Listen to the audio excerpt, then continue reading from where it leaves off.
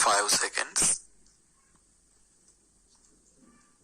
Mr. Speaker, sir, at the outset, I thank you for the opportunity given to me to participate in this discussion on the finance bill. When the Finance Minister presented the budget, he had made a number of predictions. In the course of the few weeks that have passed after the presentation of the budget, we have found that some of his statements have not been justified. Before I refer to them, I would like to bring to the notice of the honorable members of this House a wrong procedure that has been followed by the Finance Minister himself. If you go through the budgets that were presented earlier, you will find that no additional levies were announced prior to consideration of the bill.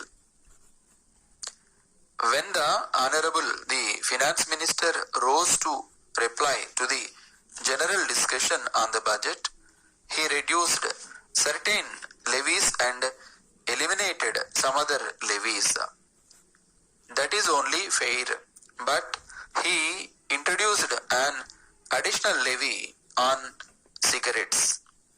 I do not want to go into the merits of the case, but according to the conventions and traditions of this House, such a levy will amount to presentation of a new budget. Such additional taxation can be imposed if they are found necessary only on the occasion of the consideration of the finance bill. I expect, and the House also expects, from the Finance Minister a clarification about this method when he replies to the debate on this bill. As the honorable members are well aware, there is some amount of liberalization in the matter of direct taxes. 50% of the population live below the poverty line and they have nothing to gain from the above policy of the government. The rich people